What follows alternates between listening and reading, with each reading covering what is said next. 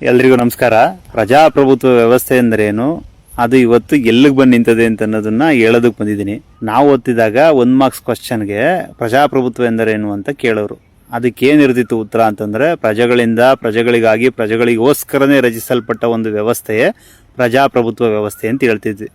But ಇವತ್ತು ಏನ್ change ಆಗದೆ ಅಂತಂದ್ರೆ, ಪ್ರಜೆಗಳ ಕೈಲೇ ಪಟಾಕಿ ಹೊಡೆಸ್ಕೊಂಡು, ಪ್ರಜೆಗಳ ಕೈಲೇ ಹೂ ಹಣ್ಣು ಕಾಯಿ ಹಾರ ಹಾಕ್ಸ್ಕೊಂಡು, ಪ್ರಜೆಗಳ ಕೈಲೇ ಬೈಕ್ ರ್ಯಾಲಿ ಮಾಡಿಸ್ಕೊಂಡು, ಪ್ರಜೆಗಳ ಕೈಲೇ ಜಾಥಾ ಮಾಡಿಸ್ಕೊಂಡು, ಪ್ರಜೆಗಳ ಕೈಲೇ ಓಟ್ ಹಾಕಿಸ್ಕೊಂಡು ಗೆದ್ದು ತಮ್ಮ ಮಕ್ಕಳಿಗೆ, ತಮ್ಮ ಹೆಂಡ್ತಿಗೆ, ತಮ್ಮ ಅಣ್ಣ ತಮ್ಮದಿರಿಗೆ, ತಮ್ಮ ಬಾಮೈಗಳಿಗೆ, ತಮ್ಮ ಅಪ್ತಿರ್ ಕಡೆಯವ್ರಿಗೆ, ಔದಿರ್ ಕಡೆಯವ್ರಿಗೆ, ಹೆಂಡ್ತಿರ್ ಕಡೆಯವ್ರಿಗೆ, ಸ್ಟೆಪ್ನಿಗಳಿಗೆ ಅಂದ್ರೆ ಸೆಟಪ್ಗಳು ಇಟ್ಕೊಂಡಿರ್ತಾರಲ್ಲ, ಹೆಂಡ್ತಿ ಸಾಕಾಗಲ್ಲ ಅಂತೇಳಿ ಪ್ರತಿಯೊಬ್ಬರಿಗೂ ಅಧಿಕಾರ ಕೊಡಿಸ್ಕೊಡೋದು, ಆಸ್ತಿ ಕೊಡಿಸ್ಕೊಡೋದು, ಅವ್ರನ್ನೆಲ್ಲ ಅನುಕೂಲವಾಗಿಡುವಂಥದ್ದು. ಮಕ್ಳಿಗೆ Audi car, ಪೋರ್ಷೆ car, Fortuner car, MLC ticket ಅಥವಾ MP ಟಿಕೆಟ್ ಕೊಡಿಸುವಂಥದ್ದು.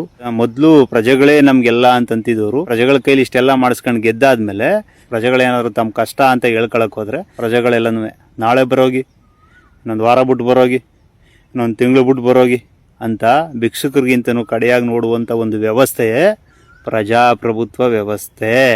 ಇವತ್ತಿನ ಪ್ರಜಾಪ್ರಭುತ್ವ ವ್ಯವಸ್ಥೆ ಇಲ್ಲಿಗೆ ಬಂದು ನಿಂತದೆ. ಸರ್ಕಾರಿ ಅಧಿಕಾರಿಗಳಾಗಿರ್ಬೋದು, ರಾಜಕಾರಣಿಗಳಾಗಿರ್ಬೋದು, ಒಂದು ಸಲ ಗೆದ್ರು ಅಂತಂದ್ರೆ, ಸ್ಥಾನಕ್ಕೆ ಹೋಗಿ ಕೂತ್ರು ಅಂತಂದ್ರೆ ಜನಗಳನ್ನ ನಡೆಸ್ಕೋ ರೀತಿ ಇದು. ಪ್ರಜೆಗಳು ಇವತ್ತು ಓಟ್ ಹಾಕಿ 20 ವರ್ಷಕ್ಕೂ ಅವ್ರಿಗೆ ಓಟ್ ಹಾಕ್ತಿರ್ತಾರೆ. ಆ ಓಟ್ ಹಾಕಿರೋರಿಗೆ ಒಂದೇ ಒಂದು ಮನೆನೂ ಕಟ್ಕೊಳಕ್ಕಾಗಿರಲ್ಲ. ಯಾಕೆ ಅಂತಂದ್ರೆ ಅವ್ರಿಗೊಂದು ಗ್ರಾಂಟು ನೆಟ್ಟು ಸಿಕ್ಕಿರಲ್ಲ.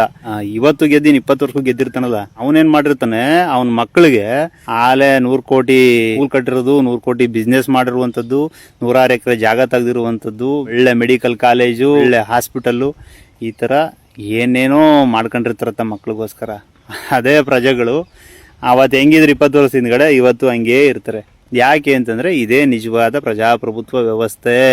ಇಷ್ಟು ರಸ್ಟ್ ಹಿಡಿದೋಗದ ಪ್ರಜಾಪ್ರಭುತ್ವ ವ್ಯವಸ್ಥೆ ಎನ್ನುವಂಥದ್ದು. ಅದಕ್ಕೆ 3 ಕಾಸನ್ನು ಮರ್ಯಾದಿಲ್ಲ. ಅದೇನಿದ್ರು ಎಲೆಕ್ಷನ್ ಟೈಮಲ್ಲಿ ಮಾತ್ರ ಪ್ರಜಾಪ್ರಭುತ್ವ ವ್ಯವಸ್ಥೆ ಅಂತ ಬರುವಂಥದ್ದು. ನಾಳೆಗೆ ಇನ್ನೂ ಹದಗೆಡುವಂಥ ಪರಿಸ್ಥಿತಿ ಇಲ್ಲದೆ ಜನಗಳು ಹಿಂಗೆ ಭಿಕ್ಷುಕರಂಗೆ 100 ರೂಪಾಯಿ ಈಸ್ಕೊಂಡು ಓಟ್ ಆಗ್ತಾ ಇದ್ರೆ, ಬಿರಿಯಾನಿಗೆ ಓಟ್ ಆಗ್ತಾ ಇದ್ರೆ, ಎಣ್ಣೆಗೆ ಓಟ್ ಆಗ್ತಾ ಇದ್ರೆ, ನೀವೆಲ್ಲ ಅನುಭವಿಸ್ತಾ ಇರೋದು ನನ್ನ ಮಕ್ಕಳಿಯ, ನಿಮ್ಮ ಮಕ್ಕಳು ನಿಮ್ಮ ಮೊಮ್ಮಕ್ಕಳು ಅನುಭವಿಸ್ತಾರೆ.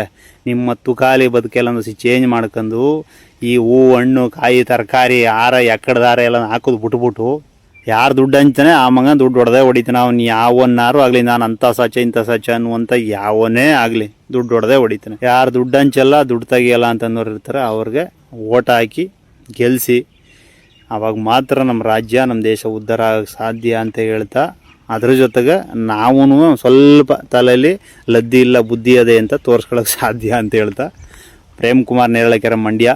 ಎಲ್ರಿಗೂ ನಮಸ್ಕಾರ. ಪ್ರಜೆಗಳಿಂದ ಪ್ರಜಾಕೀಯ, ಪ್ರಜೆಗಳಿಗಾಗಿ ಪ್ರಜಾಕೀಯ, ಪ್ರಜೆಗಳಿಗೋಸ್ಕರ ಪ್ರಜಾಕೀಯ, ಮಟ್ಟ